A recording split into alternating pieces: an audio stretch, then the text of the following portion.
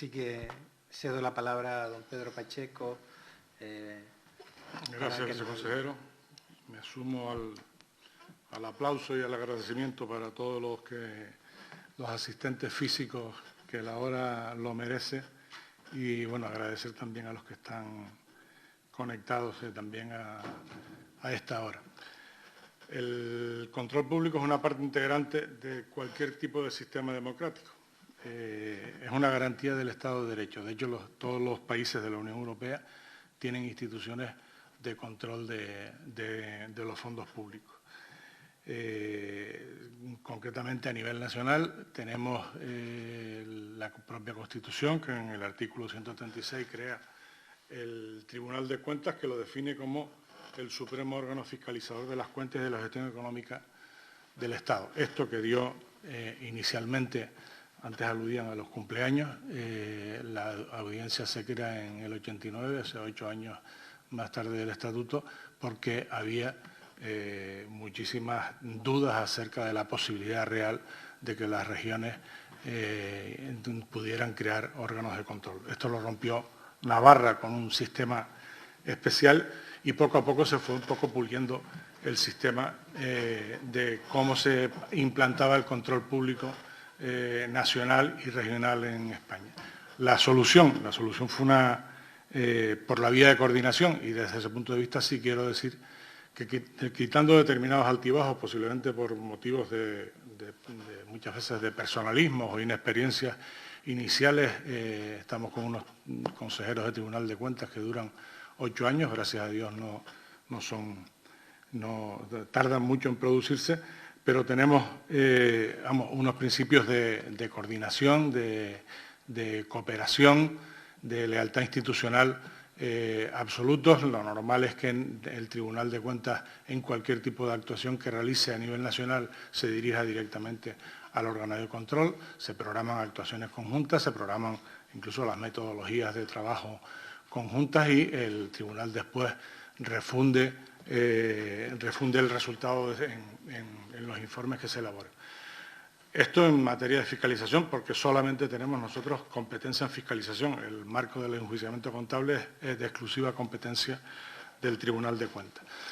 Con ese marco, en relación con determinadas inquietudes que se han planteado, yo no tengo ningún tipo de duda acerca del futuro de la Audiencia de Cuentas. Como digo, es un órgano completamente necesario. Me fui al marco europeo, pero podemos irnos a marcos mundiales y en casi todos los países existe, con mayor o menor efectividad y con mayor o menor intensidad, tribunales de cuentas para el control de los fondos. Incluso en España tenemos el Castilla-La Mancha, que desapareció como Tribunal de Cuentas con motivo del informe Cora, y el año pasado lo volvieron a implantar. Total, hay 4 comunidades que prefieren estar en el marco del Tribunal de Cuentas y que no cuentan con órgano de control. En materia trasladándonos ya al Estatuto, en el artículo 59 lo califica como un órgano dependiente del Parlamento de Canarias que realiza las funciones de fiscalización externa, económica, financiera y contable del sector público. Actuamos por delegación del Parlamento, específicamente en la cuenta general, porque era la competencia de marco inicial, pero bueno, extendemos toda la competencia a todas las administraciones locales y universidades a través de las leyes sectoriales que las atribuyen al Tribunal de Cuentas, y allá donde exista órgano de control regional, a esos órganos de control.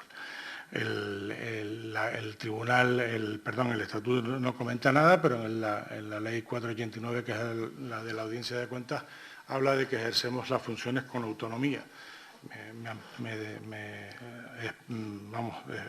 Incidiré sobre ello, como ya comentaron los otros dos ponentes. Cualquier función del Parlamento de Canarias tiene una función de control político de toda la actividad del Gobierno.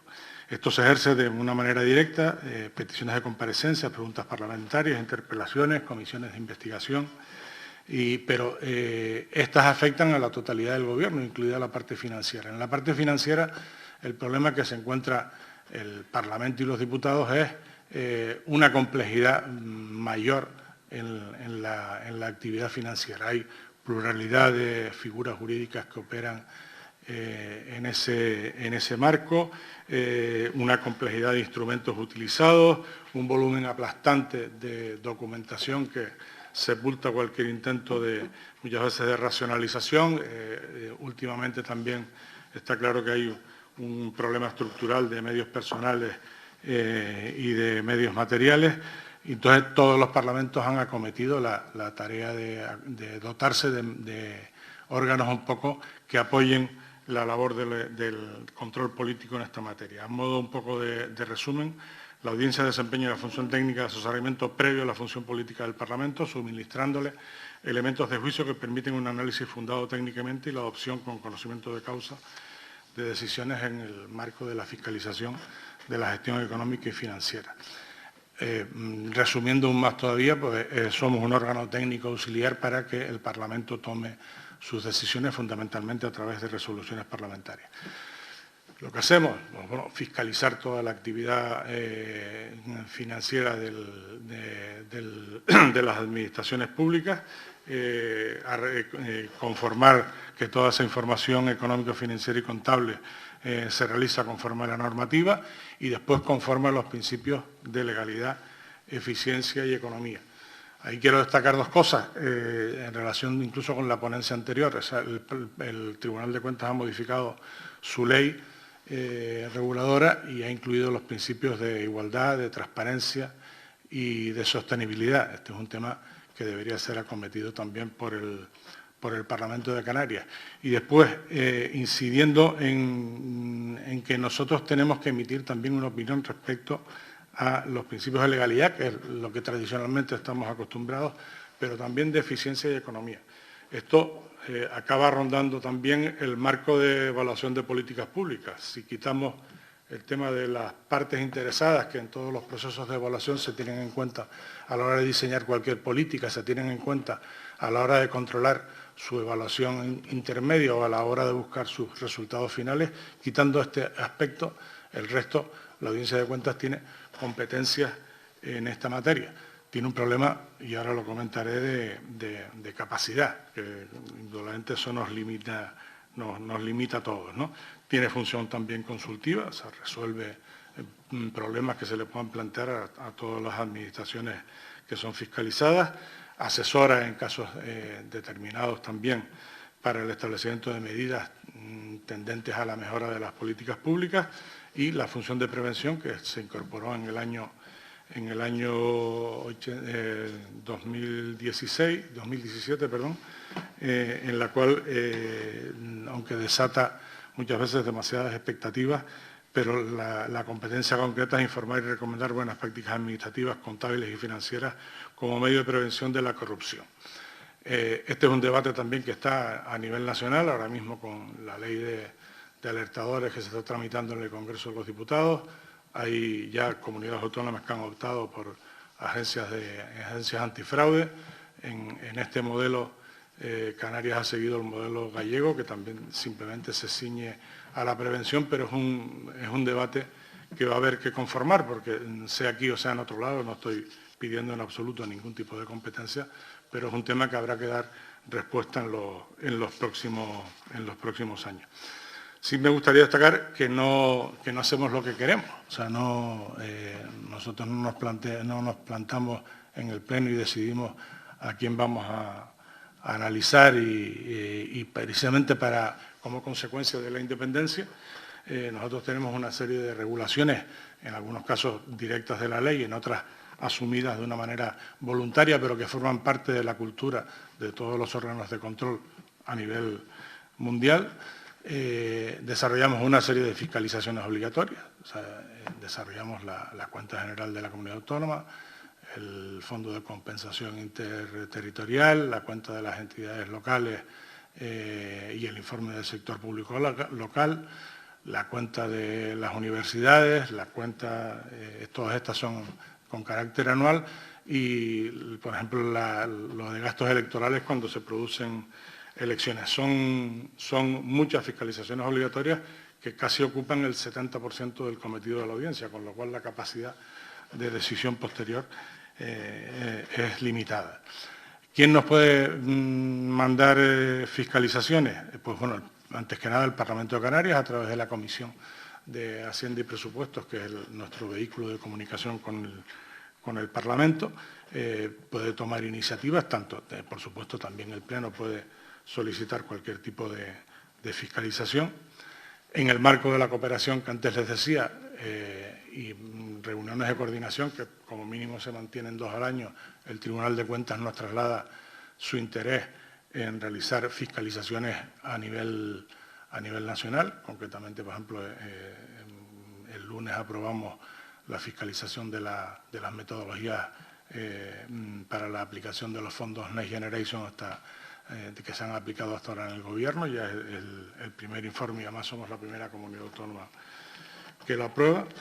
Tenemos que hacer una planificación en ese 30% que tenemos libre, pero tenemos que justificar por qué. O sea, nosotros elaboramos una serie de niveles de informes de riesgo y solo podemos acudir allí donde se estime que existe un riesgo. No nos situamos delante del mapa censal de las administraciones públicas a fiscalizar y movemos el dedo y elegimos a quién queremos someter a una fiscalización.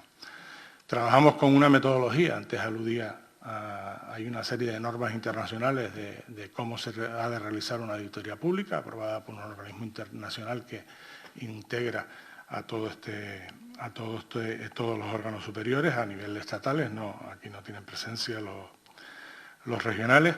Hay normas a nivel europeo, normas que se trasladan también a nivel nacional y después normas que son las guías de fiscalización que las tienen en la web de la audiencia, en la cual nosotros desarrollamos toda la metodología que utilizamos en cada una de las fiscalizaciones.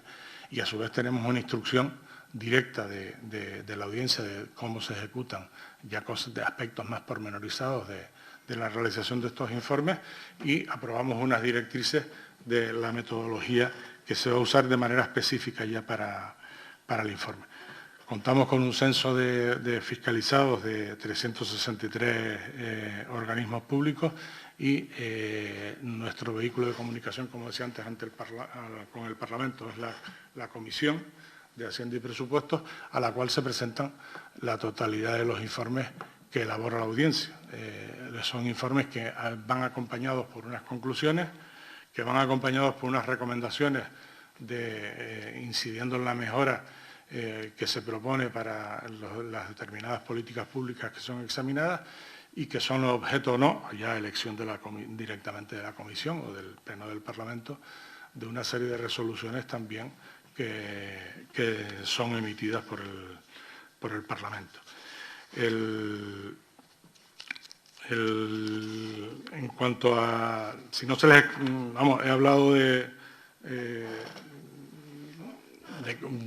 nosotros dependemos completamente para realizar nuestros informes de una rendición de cuentas. Nosotros sin rendición de cuentas no somos nada.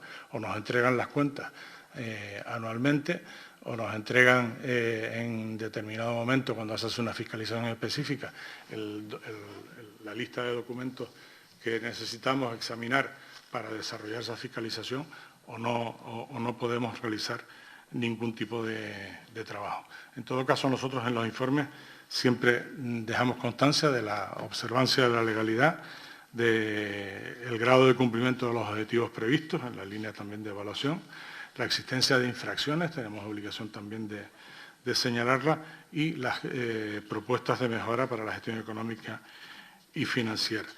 En el marco de la independencia, es un aspecto básico, como ya han comentado mis compañeros, orgánicamente dependemos del Parlamento, es el que nos paga las nóminas y nos da la casa que habitamos, pero en el marco de nuestra actuación tenemos independencia para realizar los informes y tradicionalmente es un aspecto que se ha cumplido. El Pleno está compuesto por cinco consejeros auditores, mayoría de 3/5 cualificada, por tanto, por lo cual exige acuerdos. Son inamovibles, están sometidos también a requisitos por los cuales esas determinadas personas no pueden ser elegidas y a la vez unos requisitos también muy fuertes de incompatibilidad. El principal activo, aparte de los consejeros que requieren también unos perfiles, es una plantilla, tenemos una plantilla de 48 personas, de los cuales casi el 70% son técnicos superiores con una cualificación bastante importante y que trabajan, insisto, con esas metodologías previas y señaladas. Hay 3 palabras en las cuales se pueden resumir las cualidades que debe de tener cualquier tipo de directivo de la audiencia o cualquier tipo de personal que trabaje en la audiencia: la profesionalidad, la independencia y la transparencia.